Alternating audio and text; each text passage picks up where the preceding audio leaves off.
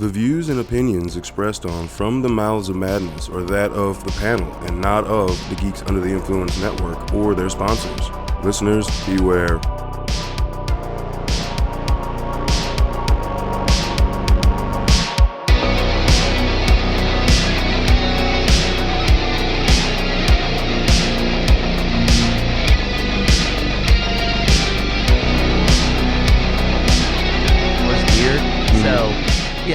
He didn't help the case, so he made himself kind of an easy target, you know? Yeah, and you're right. I think especially at the time period and where the advancements were in surgery, the cosmetic aspect definitely made him stand out. And he was called it at times in the 90s. If you ever remember the magazine's a freak, like the way he... If somebody came up and said Chris McGlover is a serial killer, we found all his bodies, I'd go, yeah, because he's crazy. I mean, like, it's not... There's certain people that if they say stuff, you're like, I mean, it doesn't sound like them. But you're also kind of fucking weird. I mean, like, sorry. But I do mean, like, with the cosmetic thing and just the way he altered his look, you know, there's multiple reasons I feel like for that. That definitely, like, his look always is one of the things that he was just it's low-hanging fruit. Yeah. It was low-hanging fruit. And utilizing cosmetics to alter and make yourself look palatable, as you see in modern-day society, does lead into our topic for tonight's episode. I thought you were just going to say, if it's a price. Yeah. I mean, did the voiceover and Thriller. Yeah, exactly. And Mike sought him out. Yeah. Like, he fell in love with the horror, and he was like, please, come do this. Parts of my video are inspired from some of your movies. So can we So, folks, tonight on Killer Filler, we're going to be talking about the 1953 film House of Wax versus the 2005 remake House of Wax. I'm Lowdown. FU Hunter. What's up, you skin wax peeling bitches? God damn you gotta combo that shit. God. Just rip it off. Damn it. Okay. I am going to preface this episode out the gate with saying I don't know what was in my mind from when I first watched the 2005 House of Wax because I haven't watched it since it came out. Yeah. I did find out that there was a rated and unrated, and apparently the only version that's found streaming right now, so like the one on Prime we watched, is the unrated, because I looked up what differences in the scenes were, and yeah, I didn't remember a lot of that stuff when I saw it in theater. Yeah. So that just preface that for right now. All right. Yeah. I'm kind of curious how this goes. Yeah. That was a little different. Did early you like or hate, and does later you like or hate? There you go. There you go. Yeah. Early me hated that fucking movie. Early me hated that fucking movie. I'll throw this out. That movie's gotten a weird resurgence because universally people hated the fuck out of that movie. Mm-hmm. And there has kind of an appreciation for, I guess, some of the people in it, some of the stuff that happens in there, and just if you just ignore certain points, I think people have kind of come back to rally for this movie, which is really weird. But I mean, the only actors that mattered to me, like, still would be Jared Padalecki, obviously, because I always will put on a Supernatural episode in the background because I fucking love that show. And the guy, the other brother that, you know, was moving the roadkill around. He was in Justified. He was Dale. He played Charles Manson in Once Upon a Time in Hollywood. Whatever that actor's name is. Yeah, well, you got the dude that's in fucking Scary Movie, Meet the Parents. Was that him? That's him. Yeah, okay, that's an early role. We saw him in Man Monster earlier this year. Yeah. Okay. You know what? I was like, where the fuck do I know this guy from? And I thought it was some other douchey teen 2000s film. There's, I mean, a few other. The chick from Daughter from 24. I never really watched 24 enough to know. But she was in several different things that time period. So the main chick. Yeah, was she? She was in Girl Next Door and never different watched things like that. She was in a few other things. So I think she was just in stuff I didn't watch. Yeah, basically is what it sounds like. I was not seeking out those films when they came out, and I'm not seeking them now. There's somebody else, but I can't. Well, Paris Hilton, obviously. I mean, that's the low-hanging fruit. It's so hot. I will say I did recognize the brother from somewhere. I just don't know from where. The twin brother? Yeah, he was in some WB show and stuff like that. The angst when things are so tough. Yeah, but what? I don't... ready? Yeah. I don't know why. My brain's fucking stupid right now. One Tree Hill. Oh God, no! I might have seen a commercial for it, but I never watched that saw show. it. I just know he was on that show. God damn it! Why do I know that? It's fucking stupid. Hey, just a well of. How do I erase that from my brain? I don't know, man. I'm gonna forget my keys, and my brain is gone. You're right. You don't know where your keys are, but you remember the dude was in that show called One Tree Hill. God damn it! You could do the neuro response treatment where they send electric pulses through your brain to rewire it. Yeah. I just need to totally recall this shit. Recall this shit. I want this taken out, this taken out, this added. But yeah, so yeah, early me fucking hated that movie. Yeah. And it also could have been it got lumped in with, because remember we had the shitty early 2000s PG-13 remakes. Here's the reaction. This is why I think people have more appreciation. Remember for The Fog came out in 05 too. And that's the thing is that I think when you compare them to the other mid 2000 remakes, and initially you watch, because House of Wax was, I think, kind of after Texas Chainsaw and before a lot of the other. It was. remakes Texas Chainsaw was 03. But then we got like The Fog the same year. But I'm just saying, you start having the pilot Stepfather. Yeah. I'm not gonna list all the shitty killer fillers we've fucking done. Yeah. But there's a lot of them, right? Mm-hmm. When you backtrack, and I realized, okay, this can't be too bad because I was willing to rewatch House of Wax. Don't ask me to ever rewatch The Fog. Why would I do that? But you see what I'm saying? I was willing to do that. That tells you right there, okay, there's something better of this remake than all those other 2005 shitty remakes. One Missed Call, fucking... Oh, my... Not One Missed Call, When a Stranger Calls. Yeah. Oh, that was, all that shit. Yeah. This is the king of shit.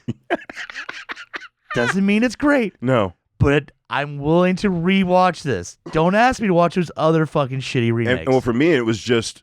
It's a killer filler that, we haven't done on our list, and I have not watched it. Like, I didn't fully remember it. To even say, like, all I remember was hating it. Yeah. But there was a lot in the movie that I didn't remember how they altered it. I rewatching it, the kills. That's why I know. Like I said, I know it was unrated. I definitely didn't remember that. So I think that was the problem. Is maybe I hate the theatrical release. Kind of like with what was that other one that we did where I'm like, the unrated's the way to go. The Wolfman remake. Oh yeah. Watch the original one's okay, but the Wolfman one's got some legit fucked up shit in it. Yeah. The unrated one. Oh, yeah. Yeah. Oh, yeah. And there was another one, too, where we're like, no, watch the unrated version. Like the Last House on the Left remake. The unrated version of that. Remember when we did that killer film? Yeah, I remember that. Microwave at the end. Anyway. So, with that, there are some fucking unrated versions of ones that I just don't need the extra shit. Like the fucking Hills Have Eyes, the unrated is just like a longer rape scene. I didn't need that. I didn't fucking need that. Like, so anybody's watching going, oh, you know what? I need more rape. You know what's not enough of in this movie? Jesus Christ. I'm not feeling uncomfortable enough. Could you make me a little more uncomfortable? Yeah. All right. Goddamn. Get the unrated cut. More mutant raping. Same thing with Rob Zombie's unrated Halloween remake, where the way he escapes is by the guards raping the patient. I'm like, why? Why? The unrated director's cut is just more of that? Why, man? It's unnecessary. Rob, I like the movie. Could we trim down maybe the raping? Fuck, man. It's just like, why is that the unrated version of every movie? Exactly. Except, I will say, except House of Wax. It was really, they didn't increase the runtime. So you could, normally you can look up and see the unrated is a little bit longer. They were like, we don't want to add to the story. What they did is I think they cut out probably fluff on like walking scenes and stuff, and they just wanted to lengthen the kill scenes to show more that they did film. And I'm like, okay, I kind of respect that. Yeah. You're not adding bullshit. Yeah. Like that no not one cares adding more about. Story that the lack of story, like, or rape. Because come on. Both movies, it's a very, very thin storyline. Yeah. I mean, the Vincent Price one at least is trying to build up a mystery, It's very theatrical. I mean, it's very of its time, 1953, open sets on a stage. Like, you can just, it's got that big, I don't want to say echo-y, but there is like a reverb just because it's this giant theater piece, right? You can tell they were using the same set and just swapping stuff around. And, I mean, very elaborate. Like, his dungeon from his workshop, the difference is amazing. Yeah. Yeah, exactly. That looks like the bottom of a castle, bro. What about the ping pong dude during the intermission? Oh my God! What the fuck was that? I looked up a few things on the original, and it was the first like color 3D movie. Yeah. And yes, I figured that out because there's the random scene with the paddle. Hey, how about paddle ball? I think I get that feather. Hey, how about the popcorn? The guy with the popcorn. There's no movement of the plot. Just random motherfucker. They actually gave you an intermission, but it was a guy fucking with you 3D. And he's just hitting the ball towards the camera and like, look at this shit. It's putting it in my mouth. It's out of my mouth. And I'm like, what the fuck is happening here? It's so fucking stupid. It's so stupid. It totally took me out of the movie. 100%. I never thought anybody could go more irrational than Friday 13th Part 3. This one's didn't even incorporate into the storyline. Just random motherfucker with the paddle. I mean, it literally was made 30 years prior. I know. Like, literally 30 years prior. They didn't incorporate anything in the plot. No, to go 3D. no. Just bring in the paddle guy. All right, there you go. You're bringing the plot. Vincent Price is like, I'm sorry I had to hire so and so. After we establish our reputation, we won't have need of him anymore. Like, he totally just shit all over the guy. Sorry, Bob. Here's your $5. Get out of here. But there are a couple of people in this that surprised me. The first chick that gets killed, Morticia Adams. Yeah, I was going to say Carolyn Jones. Yeah, and I'm looking at her and I'm like, those eyes. Fucking know that woman. And then I was like, oh, Morticia. Yeah. And also, I understand now why this actor became a fucking phenomenon because of how he looked when he was younger. But goddamn, Charles Bronson. Yeah. That's Igor. That motherfucker. 1953. That's swole, bro. Well, yeah. That's swole by the day standards. He went from this to Great Escape. Yeah. Which is, man, but he's goddamn, dude. Igor. Yeah. Oh, did you notice the one muscle-bound dude like this was actually a human? Oh, yeah. Because, like, as they're panning by, you see him, like, shudder a little bit because he's locked in place. There's a few where they're like, no close-ups on these actors. Please stay still. They're wax. What about the hanging guy was creepy. Yeah, well, yeah. That was fucking creepy. That was fucking creepy. And I really do like the reveal with Vincent Price. Vincent Price reveal into the Dark Man. Come on. Dude, you know that's where Raimi got the idea from. You know that's where Raimi got 100%. Hey, Raimi, where'd you get the inspiration? The scarred up dude that wears a black hat and trench coat. Like, it's literally the House of Wax. I feel like Raimi was supposed to do a remake of House of Wax, and they're like, how about can you do an action movie? He's like, can I keep? I already got all the stuff set up for the House of Wax remake with the villain. Like, then go ahead and use that for your hero character. All right, dude. So we can say Darkman is a pseudo remake of House of Wax. Yeah, he's not creating in the mask out of wax, but what he's creating out of is still finite. Exactly the same fucking outfit. Nice. Oh shit, we should have made it a triple killer filler. I know. God damn it. And his face acts like wax, starts to melt away, and you got to run away. Yeah. Oh man, the only thing with that transition, like I put myself in the time period. I'm like, wax would not move like that if you're talking. On a side note, by the way, just real quick, anybody. It's a very early Liam Neeson movie. You have to check out Darkman because I assume anybody listening has seen Darkman. Holy shit! Yes, no, watch Darkman. But when he starts losing his shit, that's the craziest. The carnival scene. Yes, the carnival scene.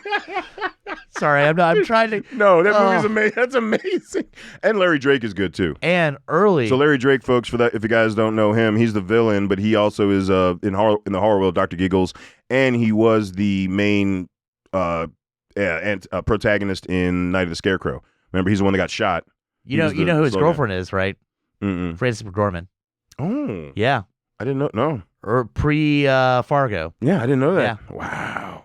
Fuck yeah. Some random shit. That's all right, let's get back, I guess, to the House of Wax. So House of Wax. Was that the only?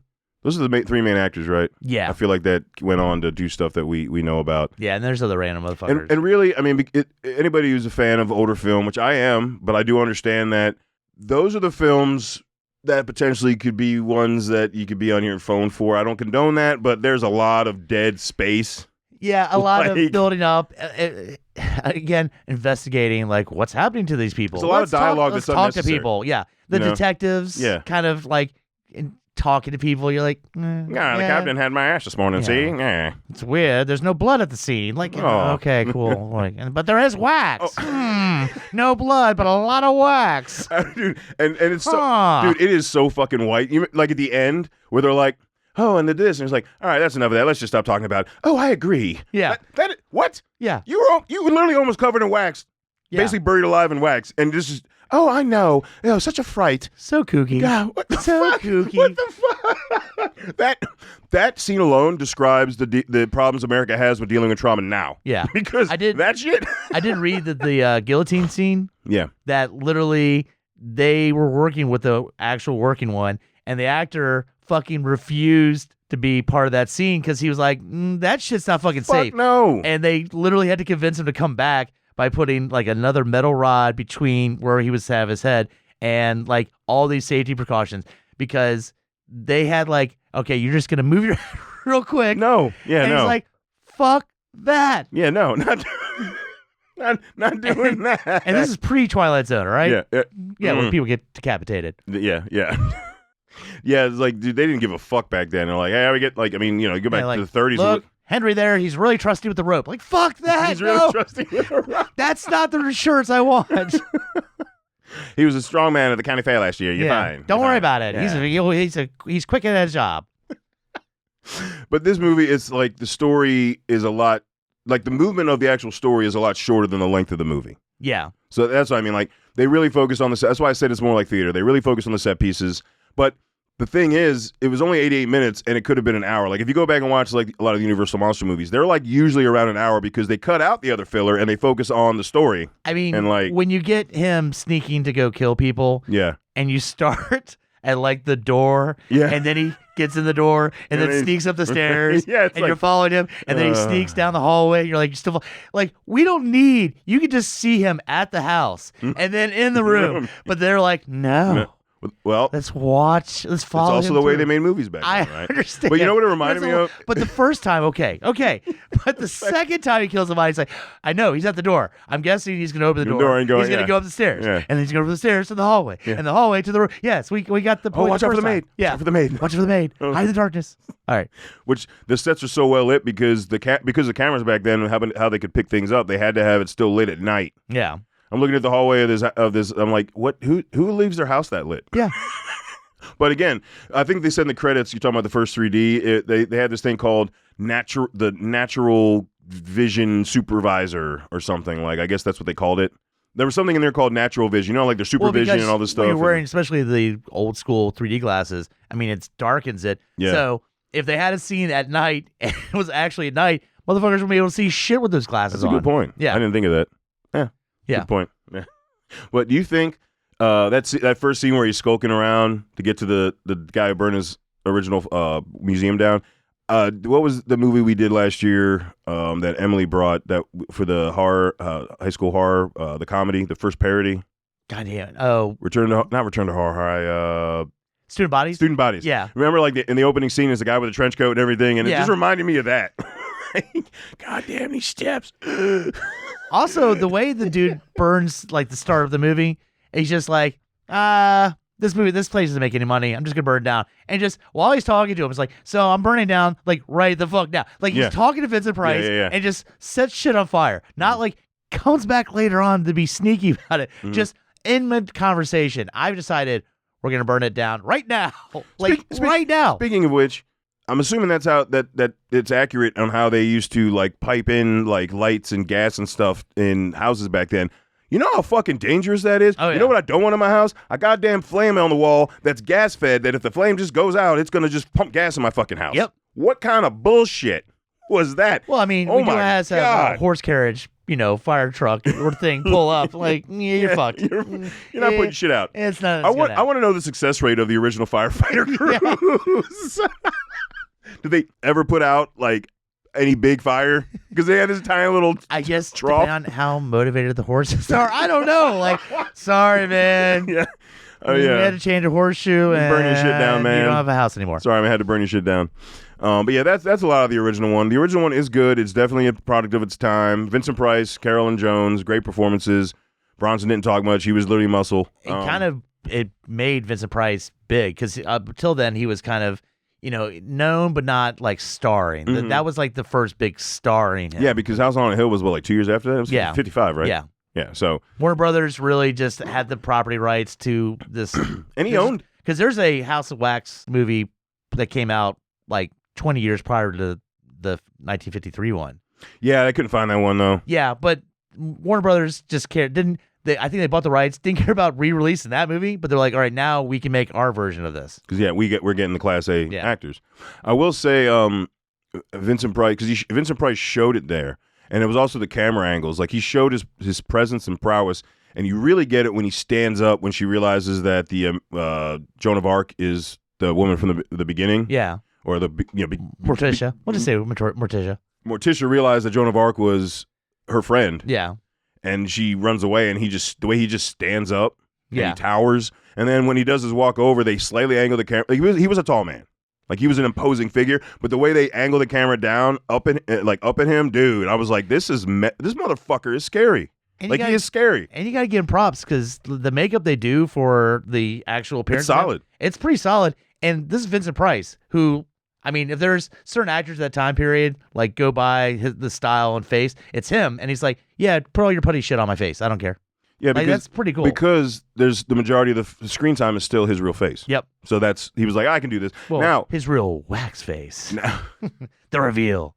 Now, do you think? I mean, literally, if you look at body melt horror, there are tons of faces that look like that. So I would say that this was a proto, like that type of effect. Yeah. Leading up to, like, again, the way that bodies melt in Evil Dead, literally in the movie Body Melt, all that stuff. Like, this wasn't. I feel like you could legitimately say is a proto film for that, like in that style, right? Like, I didn't look up to see if any of the film scholars. Yeah, but that was 30 years later, right? I know. So that's why I haven't looked up to see if any scholars actually view this movie that way. But from what I saw, I'm saying it is. Yeah. Now the new one. All right, we can talk about the kills. Yeah, we can talk about the plot in the first one. Yeah. Let's talk about the kills in the remake. Because can I just the twin thing? Doesn't fucking matter. No. The town that's all wax people and pretend town doesn't fucking matter. They don't even go into when the one brother Bo says something about just like mother wanted. Like, what are you talking about? Yeah. They didn't explain that. The mom just started turning people into wax. Like, yeah. They remember, like, when it's the scene after he goes in to pull the arrow out of his arm, and then Vincent, the one who's killing people, turning wax Tommy Wiseau. Dude, he's got Tommy Wiseau's hair. It's like if you were to like look at his face, it's a weird. Someone needs to edit in when he comes in, and hi. And Bo looks at him and he goes, "Oh, hi, Bo." Yeah. Oh, hi, Bo. What are you doing here? I'm making wax. Dude, that would make that scene amazing. Yeah, seriously, I don't know what it is. It just looks like a fucking evil Tommy Wiseau, which is hard to do because Tommy Wiseau already looks all fucked up. Yeah. So, he mentioned something about we're almost complete. Just like Mom wanted. Like, what the fuck did that mean? Yeah. Anyway, I will say the one thing that's a huge change from the original to this one is they really took the title to heart. Yes. And literally making the whole fucking place made of wax. That was all right. The way it melts at the end, though, for the practical side, is fucking right. Yeah. Oh yeah. I just was like, when it like shit's on fire, and then like you push to the wall. I was like, oh wow, I guess some of the house. And I'm like, no, fucking everything in this house is made of wax. Everything, the steps, everything. I was like, that's kind of crazy. It is. They took the title like literally. Yeah. I mean, short premise for the story: a bunch of kids are trying to go to a college football game. Done. Yeah. They wake up too late.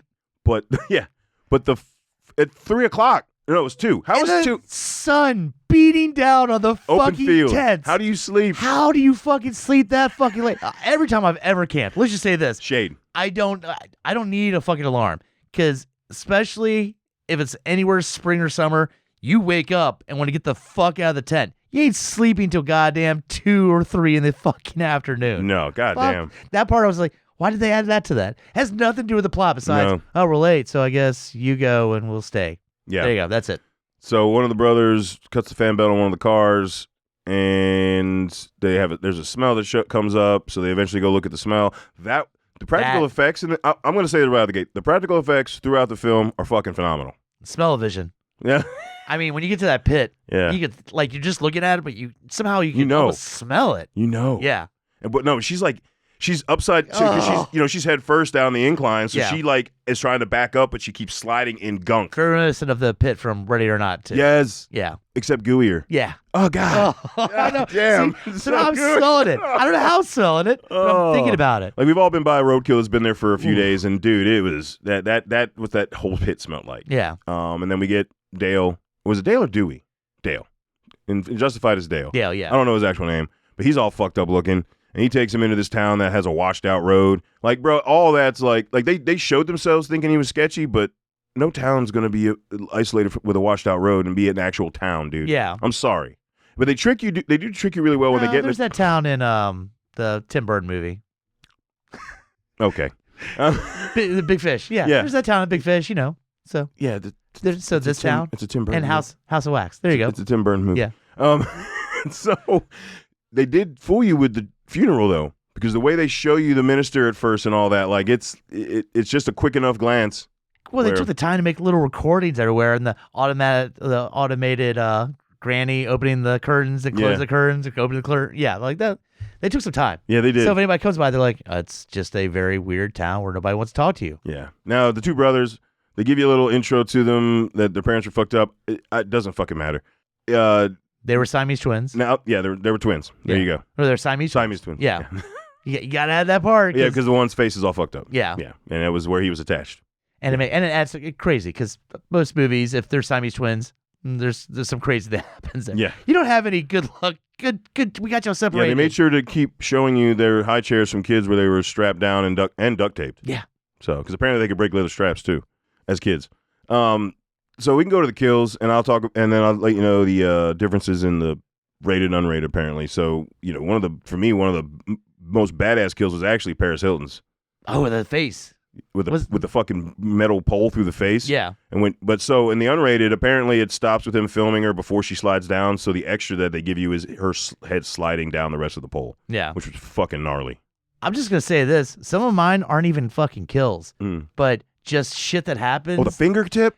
The fingertip, the ripping, Achilles. the ripping the mouth open to be able to scream. Oh yeah. And our boy, fucking Supernatural, Jared Padalecki, who's paralyzed, and they've put the wax on.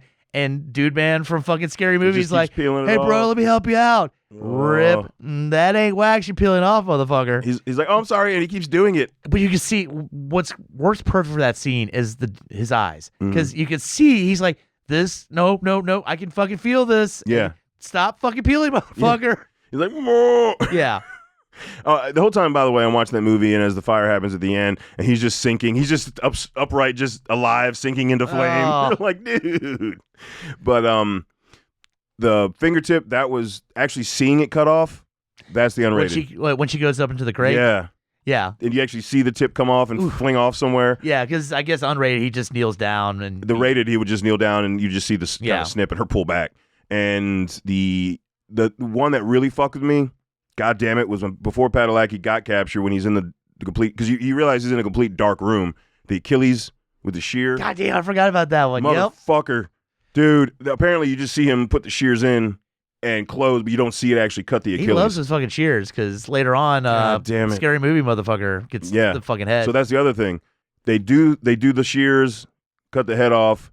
What's in the unrated that we get is the body drag separation. Oh, okay. Which was fucking awesome, Which is also weird. Like, it was 05. It was 05. I know. We'll show you that, but we can't show you the body without the fucking head. We'll show you how the head comes off. Yeah. It's a weird rule. Like, yeah. And that was a real good mix. I don't know if the head was animatronic or if it was CGI, but you couldn't tell when the head rolls to the side and it like moves. Yeah. I don't know. Like I said, I don't know which one it was, but I was looking for like a line, especially back in 05. You're like, okay, there's got to be some kind of thing if it's implanted into the scene. What else was there? There was, goddamn, the Achilles fucked me up. Oh, what film do you think gave me my fucking? That's like my number 2, dude. For Eyes. Eyes is number 1. Achilles, I fucking hate that shit. Well, for number 1 will always be for me, Hostel. So Pet Sematary for me. Hostel was second. Oh yeah, how did I forget about? I think your Pet Sematary because it's the Achilles and then immediately his fucking mouth. Not immediately. So, you have enough time to see the slice and see him fall. I think for me it's always Hostel because he takes a couple steps. That's what reignited it in me because I forgot, and then I went and saw Hostel in theater and I was like, "Fuck me!" Because it happens, and then he's like, "You can leave now," and you feel about the pressure. Like all the other ones, this movie, Pet Sematary, really fall. It happens, you fall down. This one, you're trying to walk. What got me with the thing is he made it a couple steps and then completely fell forward and his feet stayed flat. And that, from Hostel, So anyway, yes, this movie also reignited because that's not a common one. No, it's not. And no, directors, no. Go after the eyes. Just go after the eyes. Break all the bones. Oh, the broken arm in the church was fucking rad because you saw just all the bone and flesh. Yes. And dude, how old And how long ago did they stuff the cinema? That dude was completely rotted with bugs in him. The theater, the usher. Yeah. Like, I love how, like, as everything falls apart and the wax pops off, you see the different stages and how long they've been there. You know what I mean? Like, you have ones that are fresh. You got that dude who was clearly he was just a skeleton underneath. But how good are the wax sculptures that she sits there? It's like, if I just stay still, and I know it's dark, but they're all decaying or looking kind of fucked up, and then it's like decaying, fucked up, normal looking chick, decaying, fucked up. Yeah, it kind of stands out. Like how fucking stupid are you, man? You know the freshest one there. Okay, exactly. Like, you put it there. I'm just saying, decaying, fucked up. Looks like fresh, brand new, almost like they're alive. Decaying. Like you would kind of center in on the one. No, 100%. Complete idiot. So I did like we got to see something else other than church because you start thinking, oh, well, everything here is probably full of bodies. Yeah. Like you know, like you see the church, it's like, okay, well, they're working on this piece, whatever. No, they've been filling the town. They've been just filling it with bodies. I feel that's all the one kill at the campsite with Paris Hilton's boyfriend. That was basic. Like you don't see it when he first stabs him, but then you see him when he walks by him, he just steps on the knife and it just go like everything's the kills are pretty fucking brutal, man. Revisiting this, I'll be honest. Again, I think it's the unrated version. Even though it didn't specifically say it, from what I looked up, like, yeah, it's the unrated version, and I think that makes that's the make or break for this film. Yeah. You know, was there any other kills? That was everybody, right? Like I said, it had to be an early remake that came out because the quality of remakes after it are so fucking shitty that it helps this movie out so much. Yeah, well, I mean, the next year we got, we did this episode, and I fucking love this movie. The 06, we got the 06 remake of The Crazies. So, like, the year after. So, like, yeah, like, I feel like it was post, maybe. Was that 06? I thought that was later than 06 for The Crazies. I thought, okay, maybe it was. Maybe it was. And to me, when you start thinking, like I said, you get into When a Stranger Calls, you get all these fucking shitty. There were so many of them. Yep. My Bloody Valentine. If you want to know, just go watch Scream 4. Oh yeah, that's right. That's one of the questions because that came out in 2011, so it covers all the shitty ones. Yeah, and they even say they were shitty. And again, I think all those help this movie out because you go, oh, well, thank you for making a decent fucking remake compared to that kind of shit. Yeah. And again, the everything melting, that was fucking awesome. Yeah. Like, just, it's like, because everything's slippery now, they're trying to run, and then all of a sudden it gets gushy, and they're slipping, like, Nightmare on Elm Street. Remind me of Nightmare on Elm Street. Oh, with the steps? Yep. Fucking right. Fucking hey, dude. Yeah. Like, that's what, and I'm like, but wait, what a cool way to pay homage, but do it completely different. Yeah. You know? I don't know if that's what the director was going for or not, but. Yeah. No, I think just he wanted to make sure you knew everything was made of wax. The piano, like everything. Yeah, dude. Yeah. So. All right, that's going to wrap it up on our killer filler episode for the House of Wax films. Before we give you our final verdict, let us know what you think. Have you seen the original? Did you like the remake? Did you, either or? What was your opinions? Have you revisited the remake? True, because like I said, I have not watched this film for 21 years.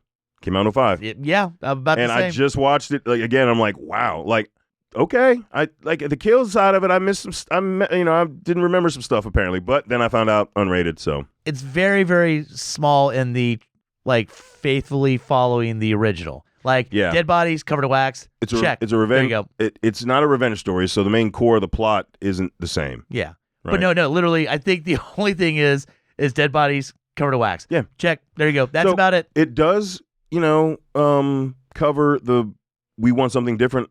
Don't remake the same film. We always talk about that. Yeah. So, but yeah, let us know what you think. All right. So I'm going to say I thoroughly enjoyed it. As far as there's enough, the pacing in between kills is quick enough to where I never got bored watching it. I call it a killer remake. It's a bit of a light killer because I do like the original. And if it wasn't for the unrated version, because then you're seeing more of the story and not just that little snippet of extra gore and all the kills makes a fucking world of difference, dude. Yeah. Like a world of difference. So, unrated version, I'm going to say is a killer. Fuck the rated version. Don't watch that.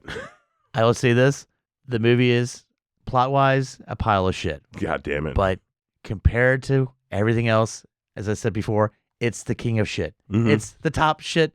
And at least it has some good kills, some squirming parts to make you squirm, and actually stuff. So, don't worry about the plot. Just watch it. It's a good... You're hanging out with a bunch of people, put that on, watch Paris Hilton get fucking killed in the face, watch motherfuckers get tortured. Yeah. It's a good. You don't. Oh, you can talk during this part. This is a plot part. You don't need to worry about. It's a good time. Wait. Here comes a good kill. Yeah. Okay, let's get back to talking. It's a good time. Yeah, you can just have it as background. Yep. And that's all you need. So I put it as a good background movie, and not like the shitty other remakes where they'll be like, "What's wrong with you? Why are we watching this?" Mm-hmm. Yeah. So you're calling it a killer? Yeah, call it a killer. Yeah.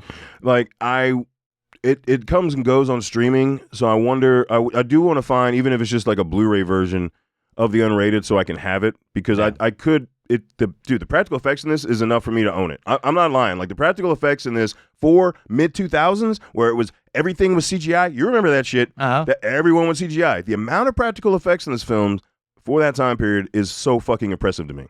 I will give a shout out to my son Parker, because he has actually been pro this movie for a while, and I'm like, no. And revisiting, I'm like, all right. I actually side with him. Parker, you were right. Now, did you originally love the R-rated? Because fuck that, was a poor choice. Or did you watch the unrated? I mean, he had to watch the unrated, because he had to. He had no access to watch it. I'm not that shitty a parent. I would have taken him to see it when he was like fucking 3. He could have went on his own and rented it. He's like, I remember loving this movie. Hilton die? Come on, bud. Yeah, no, he saw it years later, and I'm gonna guess more likely the unrated version. Yeah, okay, so that makes sense. But yeah, that is it. All right, folks, until we talk to you again, embrace the madness.